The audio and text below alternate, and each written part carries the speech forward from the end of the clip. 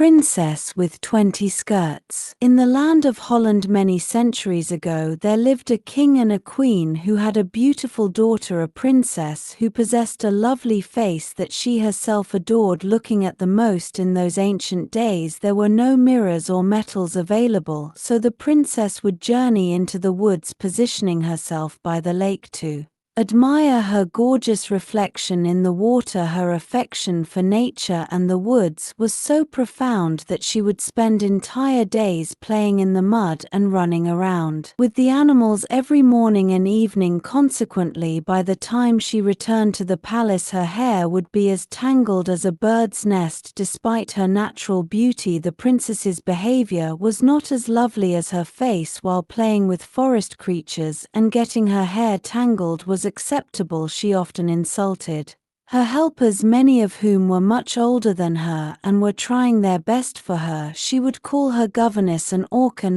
or akin to a buffalo, demand whether anyone could do anything right, and complain about the water being too hot. The queen, deeply concerned, spoke of the princess's petulance to the king. The king, who loved his daughter dearly, could not bear the thought of punishing her. He would assure the queen that their daughter was not all bad and pointed to her shared love for animals and trees, highlighting how tenderly she cared for a little calf she had found injured in the forest, and how birds would flock to her whenever she was in the garden. However, while the king found solace in his daughter's kindness to animals, he was deeply worried about the kind of queen she would eventually make. Carrying these worries in his heart, he made his way to his favorite spot in the forest, the very place where his old friend the great oak had once stood. The king then reminisced about a pivotal moment from his youth. Many years ago, when he was just a boy of 10 years old, he had witnessed some woodcutters attempting to chop down that very oak tree. The young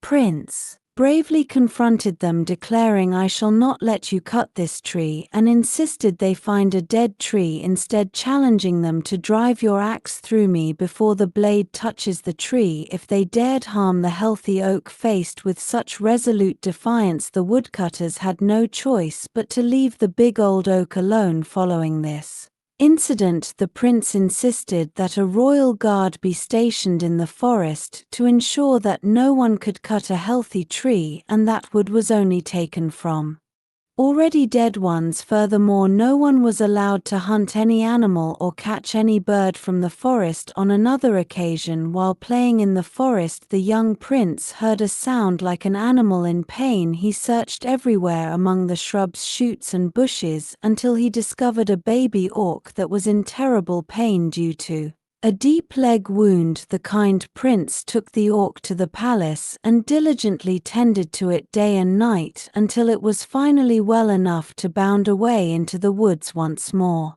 Years later, when the young prince had grown into a youth of 20 years, he revisited his old friend the oak, only to find the poor tree dying. Distraught, he cried out, my beloved oak, what has become of you?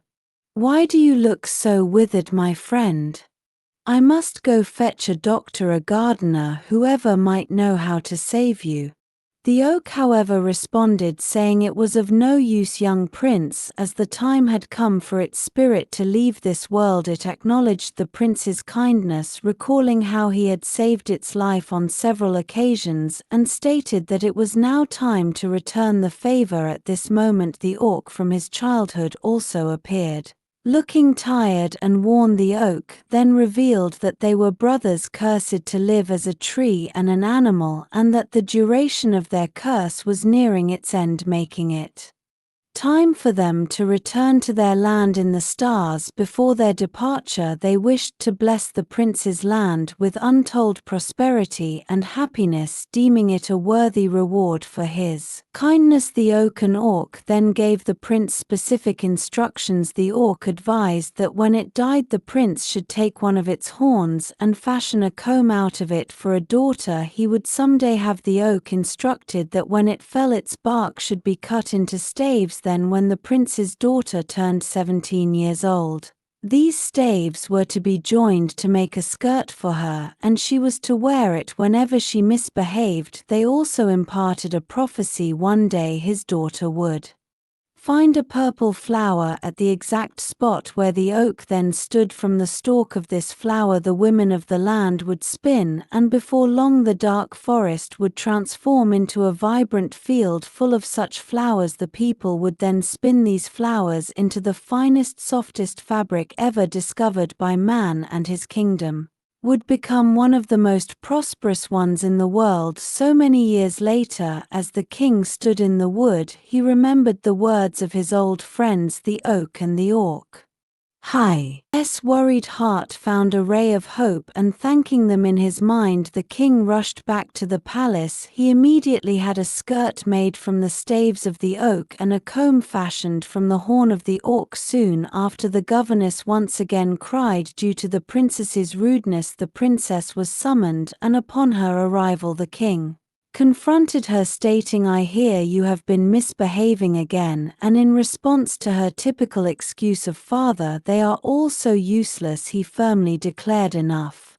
Henceforth you shall comb your hair with this, and from now on whenever you are rude you shall wear this. No questions, no discussion, wear this now." And so it came to pass that whenever the princess was rude or behaved badly, she was made to wear the wooden skirt, which she disliked immensely. Her behavior soon began to improve. Moreover, every time the princess had her hair combed with the comb made from the oryx horn, her manners improved greatly. One day during a combing session, the princess remarked, "I do so love the feel of this comb, it is so soft." Even as her governess noted her tangled hair and warned it might hurt, the princess, showing remarkable change, calmly responded, "Yes, it might. Don't worry, dear governess, I shall be very still." When the governess accidentally slipped and apologized profusely, the princess, now transformed, replied, "Are you all right?" "Oh, I'm sorry, so very, very sorry, Your Majesty. As long as you are okay, it is fine. Don't worry, anyone can slip like that." Everyone was amazed at this wonderful change that had come over the once arrogant, rude, and selfish princess. Soon her manners became as beautiful as her face, and she no longer needed to wear the wooden skirt, having become the kindest and sweetest person in the kingdom. One day, as she went into the woods as was her custom, she reached the exact spot where the old oak had once been.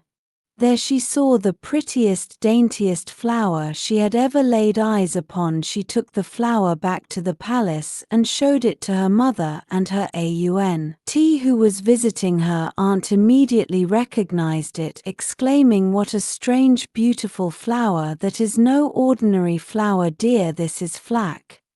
Soon the aunt demonstrated to the ladies in the palace how to roast the stalk of the flower, extract the flax from it, and spin it into soft, beautiful linen. Before long the entire forest had transformed into a huge field of flax flowers, and everyone in the kingdom was spinning the flax into soft linen. The tailors created wonderful shirts for the men and skirts for the ladies. The princess adored the linen so much that one day she exclaimed, "The skirt feels so soft. Bring me another, look at the flare it gives me.